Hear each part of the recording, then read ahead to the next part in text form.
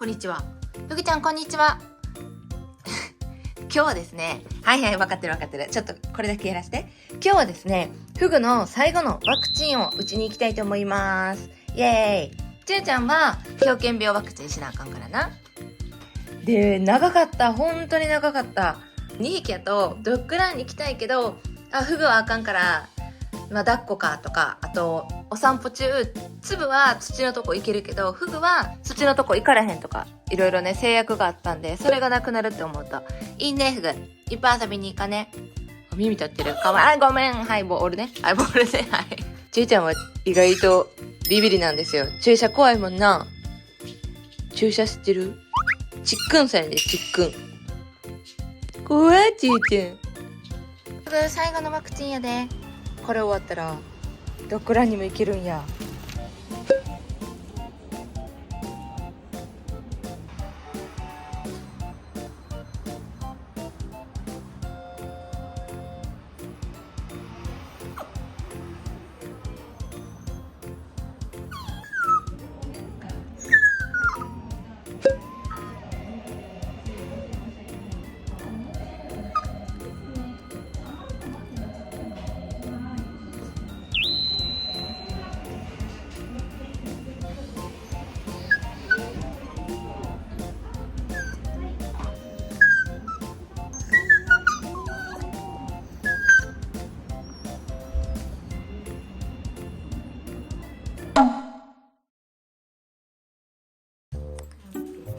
ドキドキ。はい。落ちて。はい。じゃこれ。ちょ。それは嬉しいね。なで。は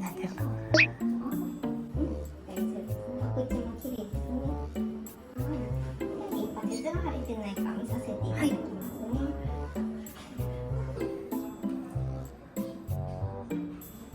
怖いことしてないよ、先生。大丈夫よ。はい。やった。いい子。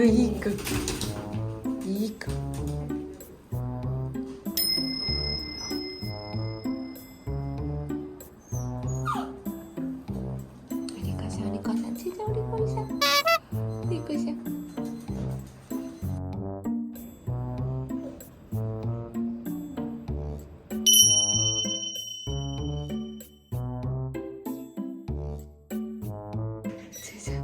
注射怖い。注射。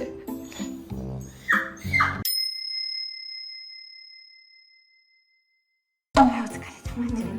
ビビってた。お疲れさん。2.38。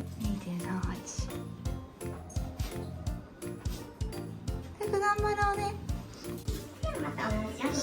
はい。尻尾振ってる。尻尾振ってるの。お口も綺麗ですね。パセツあれてないか見させていただきます。はい、ふぐ頑張れ。頑張ろうね。頑張れ。大丈夫。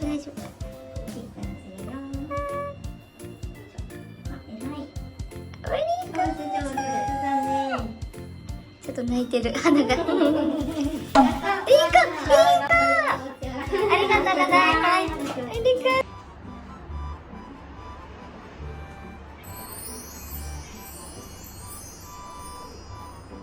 今ドライブスルー中。お姉さんいるね。なんでお姉さんいるの？これ振ってんで。い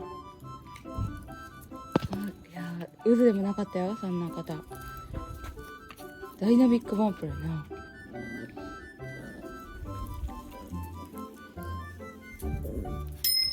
行こうもう。はいか。ちいちゃん走れ。逃げろ。ちいちゃん走れ。頑張れ。走れ。いけ。ふぐちゃん、そこ乗らない。降りて。ダメ。そうなんかでかくなったな、ふぐちゃん、ワクチンお疲れ様。ちゅうちゃんも狂犬病ワクチンお疲れ様。ちゅうちゃんちょっと怖がっててビビっとった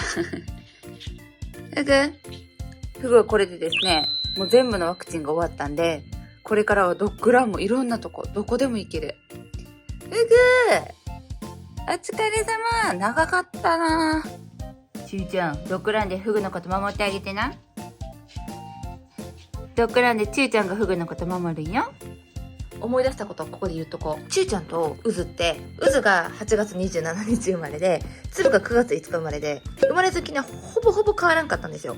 で、例えばつぶなら、で、11月の1日に家来て、で、そっから2回目のワクチンを、じゃあ11月1日打ったとして、で、12月に3回目、狂犬病注射が1月、2月、3月、その辺で打つことになると思うんですけれども、当時ね、東京に住んでて、大きめの公園のドッグラン、例えば代々木公園だったりとか、木場公園のドッグランって、獣医さんが発行してくれる狂犬病注射の証明書じゃ入れなかったんですよ。犬観察と狂犬病注射済み表、その年度のやつを、それを提示してドッグランの登録をしなくちゃいけなかったんですけど、ちゅうちゃんはさっきも言った通り、狂犬病の注射が1、2、3月ぐらいになるから、で、狂犬病注射の年度が切り替わるのが4月なんですよね、確か。だから普通にストレートに振ったら、前年度の狂犬病注射済み表になっちゃうんですよ。わかる？言ってること難しいけど。行政が推奨してる狂犬病注射月間っていうのは4月から6月ぐらいまで、前年度の子がある程度切り替わったなっていうタイミングで、ドッグランも今年度の注射済み表の子しか入れないよっていう風にやっていくんですよね。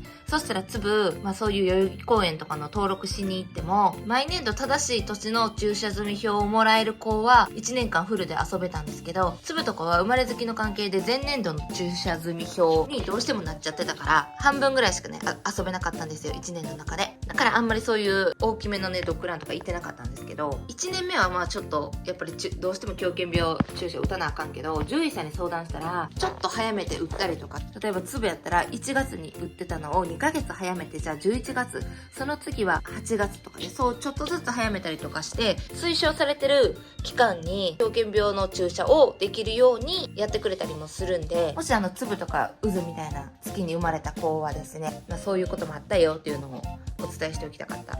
フグはですね、もうストレートに5月に狂犬病終わって、そう全部ストレートに終わったから、今回はそういう悩みとかなかったけど、ワンちゃん飼ってる人しか言ってる意味分からへんかもしれんけど、こういうこともありましたよというのをお伝えしておきました。